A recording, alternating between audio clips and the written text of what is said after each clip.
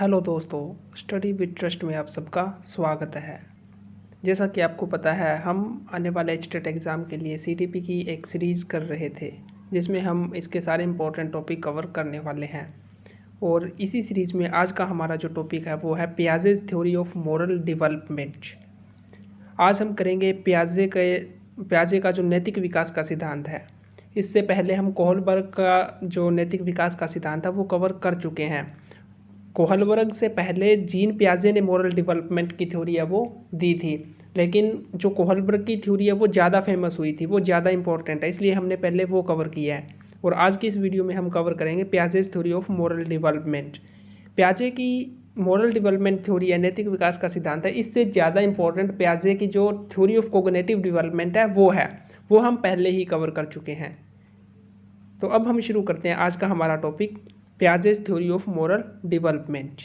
Jean Piaget, a cognitive psychologist, described phases of moral development in which a child follows rules and make judgment. Jean पियाजे है ना, उन्होंने क्या है अपनी जो मोरल डेवलपमेंट की थ्योरी थी उसमें क्या है जो अलग अलग फेजेस होते हैं, जो एक बच्चे के लाइफ में अलग अलग फेजेस होते हैं, जिसमें वो क्या है रूल्स को फॉलो करता है और अपनी जजमेंट है वो देता है, जजमेंट बनाता है। इस पर बेस्ड इन्होंने अपनी जो मोरल डेवलपमेंट की थ्योरी है वो दी थी। In his 1932 book the moral judgement of the child, पियाजे develop the cognitive theory of moral development. अब ये चीज़ हमें बहुत ज़्यादा ध्यान में रखनी है। जो जीन पियाजे थे, इन्होंने अपनी एक बुक लिखी थी moral judgement of the child. इस बुक का नाम आपको डेफिनेटली याद रखना है, the moral judgement of the child. ये 1932 में आई थी और इसी बुक में जो इन्होंने अपनी जो थ्योरी ऑफ मॉरल डेवलपमेंट है वो दी थी। His view of moral growth in child is an extension of his believes about cognitive development. अब इससे पहले इन्होंने अपनी जो थ्योरी ऑफ कोग्निटिव डेवलपमेंट है वो इन्होंने दी थी, वो सामने लाए थे। तो उसी थ्योरी की एक्सटेंशन है ये जो मॉरल डेवलपमेंट की थ्योरी है। उसी पर बेस्ड जो बिलीव्स थे, जो आइडियाज़ थे, उनको फिर उन्होंने अपनी मॉरल डेवलपमेंट की जो थ्योरी है उसमें ये सामने लाए। अब हम देखेंगे इसकी स्टेजेस कितनी है, इसमें क्या क्या होता है इस थ्योरी ऑफ मॉरल डेवलपमेंट में। The theory consist of 2 stages. इसकी 2 स्टेजेस है। जो हम कोहलबर्ग की थ्योरी कर रहे थे उसके 3 लेवल थे और 6 स्टेजेस थी उसकी, जबकि जीन पियाजे ने इसकी 2 स्टेजेस बताई है, हेट्रोनोमस मोरालिटी एंड ऑटोनोमस मोरालिटी, यानी कि विषम नैतिकता और स्वायत्त नैतिकता। ये जो 2 स्टेजेस है जो जीन पियाजे ने बताई है, ये आपको ध्यान में रखना है। अब हम इस थ्योरी का सबसे इम्पोर्टेंट पार्ट है वो करने जा रहे हैं। अब हम इस जो थ्योरी में दोनों ही स्टेजेस है उसको हम डिटेल में समझेंगे, तो इसको बड़े ध्यान से समझना।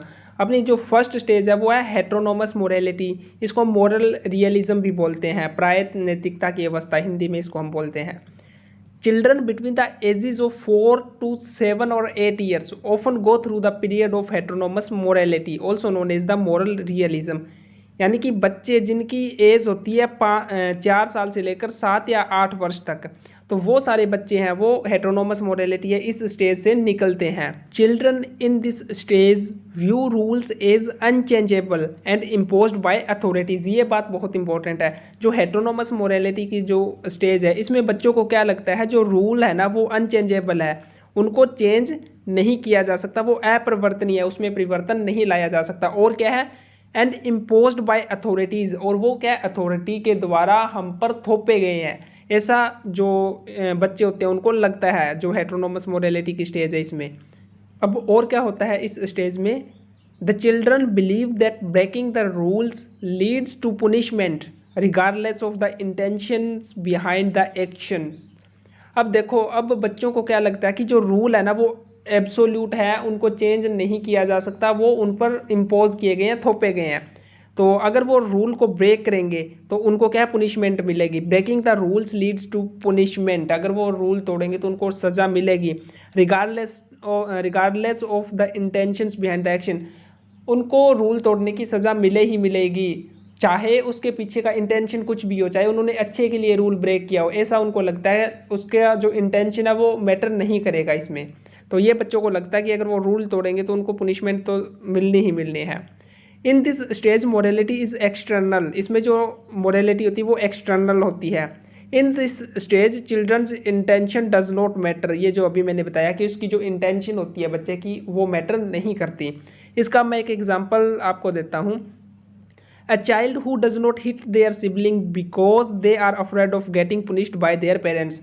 अब क्या होते हैं, जो बच्चे होते हैं जो वो क्या है आपस में झगड़ते हैं। जैसे तो मान लो एक बच्चा है, उसको गुस्सा तो बहुत आया अपने जो छोटे भाई बहन होते हैं या जो भी है उन पे, लेकिन वो उनको मार नहीं पा रहा। उसके मन में तो है भी मैं इनको क्या है एक तरीके से इनको मारूं, लेकिन वो इसलिए नहीं उनको मार पा रहा क्योंकि उसको पता है अगर उसने अपने छोटे भाई या बहन को मारा तो उसके जो पेरेंट्स हैं वो उसको पुनिश करेंगे, वो उसको सजा देंगे। यहाँ पर उसका इंटेंशन ये है कि इंटेंशन तो ये है कि वो उसको मारना चाहता है, लेकिन वो नहीं मारता। क्यों? क्योंकि उसको डर है कि अगर उसने ऐसा किया तो उसके पेरेंट्स फिर उसको पुनिश करेंगे। तो ये चीज़ होती है हेटेरोनोमस मोरालिटी की स्टेज में। इसके बाद आ जाती है अपनी जो सेकंड स्टेज थी जिसको हम बोलते हैं ऑटोनोमस मोरालिटी या फिर मोरल रिलेटिविज्म, स्वायत्त नैतिकता की अवस्था। The age period of 8 to 12 years, 8 से 12 साल का जो एज पीरियड होता है वो हम ऑटोनोमस मोरालिटी है इस स्टेज में मानते हैं। Children in this stage understand that people create rules and can be changed. अब ऑटोनोमस मोरालिटी की स्टेज में क्या होता है, जो बच्चे हैं उनको समझ में आने लगता है कि जो रूल है वो यही जो लोग बनाते हैं, जो सोसाइटी में जो लोग रह रहे हैं वही रूल बनाते हैं और ये रूल क्या है चेंज किए जा सकते हैं। इससे पहले जो स्टेज थी, फर्स्ट स्टेज थी, उसमें उनको क्या लगता था, रूल्स आर अनचेंजेबल, उनको चेंज नहीं किया जा सकता, वो एब्सोल्यूट है, वो उन पर थोपे गए हैं। लेकिन ऑटोनोमस मोरालिटी की स्टेज में उनको समझ आ जाता है कि रूल बनाने वाले हम ही हैं, हम इनको चेंज कर सकते हैं। They also understand that intentions matter when it comes to breaking the rules. अब उनको पता है भी अगर वो रूल तोड़ेंगे तो वहाँ पर जो उनकी इंटेंशन है वो मैटर करेगी। इससे पहले वाली स्टेज में क्या था, इंटेंशन डजंट मैटर, वो मैटर नहीं कर रही थी, लेकिन यहाँ पर उनको इस चीज़ की अंडरस्टैंडिंग होती है कि इंटेंशन है वो मैटर करेगी अगर वो रूल को ब्रेक कर रहे हैं तो। और क्या होता है इस स्टेज में, at the formal operational stage which begins at age 12 children begin to understand rules. जो जीन पियाजे की कोग्निटिव डेवलपमेंट की थ्योरी थी उसमें इन्होंने 4 स्टेजेस बताई थी और उसमें एक स्टेज थी फॉर्मल ऑपरेशनल जो 12 साल की एज में शुरू होती है। तो उस एज में क्या होता है, जो बच्चों की अंडरस्टैंडिंग है वो डेवलप होना शुरू हो जाती है, जो वो रूल्स है उनको अंडरस्टैंड करना शुरू कर देते हैं। With this comprehension comes admiration for the rules, they begin to follow them and encourage other kids to do the same.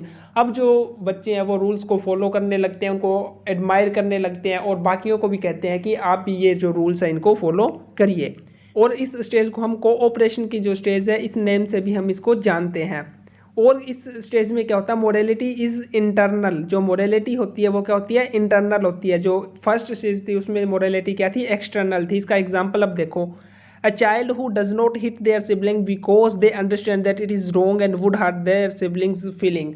अब एक बच्चा है वो अपने छोटे भाई या बहन को इसलिए नहीं मारना चाह रहा क्योंकि उसे पता है अगर वो उसको मारेगा तो ये चीज़ गलत है, इससे वो जो उसके भाई या बहन है वो हर्ट हो सकते हैं, उनकी फीलिंग्स हर्ट हो सकती है। तो इसमें जो उसकी इंटेंशन है वो भी मैटर करती है और वो चीज़ों को बेहतर तरीके से समझने लगता है। तो ये हमारी सेकंड स्टेज जो है जिसको हमने नाम दिया है ऑटोनोमस मोरालिटी या फिर जिसको हम बोलते हैं मोरल रिलेटिविज्म, स्वायत्त नैतिकता की अवस्था। इस स्टेज में ये सारी चीज़ें हैं वो होने लगती है। तो ये 2 स्टेजेस थी जीन पियाजे के अकॉर्डिंग मोरल डेवलपमेंट की। ये थ्योरी उन्होंने जो कोहलबर्ग की थ्योरी है मॉरल डेवलपमेंट की उससे पहले दी थी, लेकिन ये इतनी ज़्यादा फेमस नहीं हुई। कोहलबर्ग की जो थ्योरी है वो बहुत ज़्यादा इंपॉर्टेंट थी, इसलिए ये आज का छोटा सा लेक्चर था।